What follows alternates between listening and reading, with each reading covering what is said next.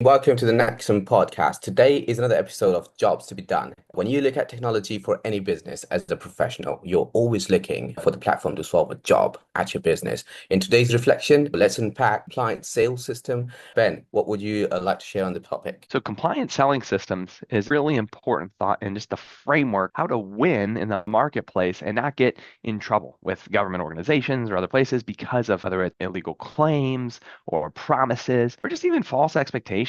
Sometimes salespeople get passionate, right? And when they get passionate, if they don't quite know the words to say or get overly excited, they might stretch the truth a little bit just to create curiosity or to Yeah, push people to action faster, right? And a lot of times it's not deceitful or any malice meant in that. It's just ignorance at the end of the day, or a lack of training many times for salespeople. Before we even talk about compliance, it's really important to understand the framework of reactive compliance versus yeah. proactive compliance. And Omar, you talked about this before. Just walk through the difference and then we'll jump right in. Yeah, absolutely, Ben. There's a big, massive difference, between reactive compliance and proactive compliance. Reactive is after an issue has occurred and the action you take, and proactive is the work you do so an issue never occurs in the first place. So these are the massive differences, between the two. And so what's interesting, thank you for that. And what's really interesting is many of us, when we think about compliance, we're thinking about reactive compliance. We're thinking about, AI scanning tools, like whether you're using IntegriShield or Momo Factor or some of these platforms that are in the space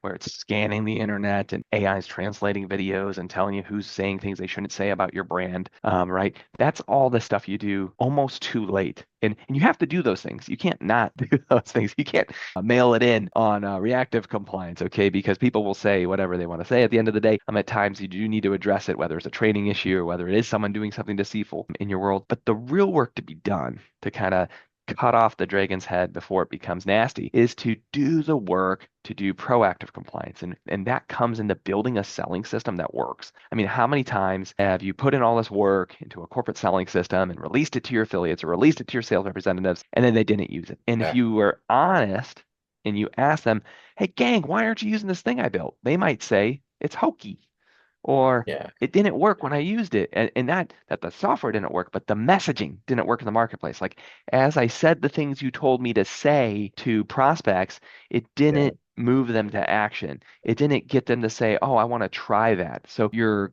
claims or stories or presentation wasn't compelling enough to have people stop what they're doing on a daily basis and come take action in the company.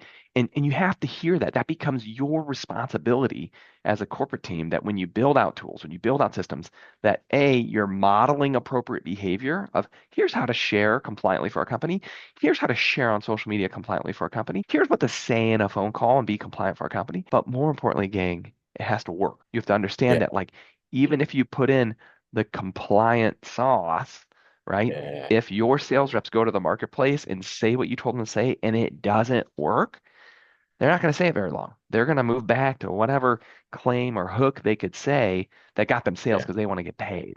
And so yeah, you have to use some of the systems like the third gen tools that we've built here at NaXum are a great example of the types of predictive engines and suites that will measure the information your reps are sharing and show you, hey, that hook's working, this one's not. That one's working in English, not working in Spanish. This one's working in Spanish, not working in English. You start to learn all these things that are the nuance of the yeah, actual content inside of the actual tool in the actual marketplace that then help you make better decisions. And this is the real work of running a referral marketing company today. I think a lot of people think of the past, oh, it's just creating a product that's just so dang good.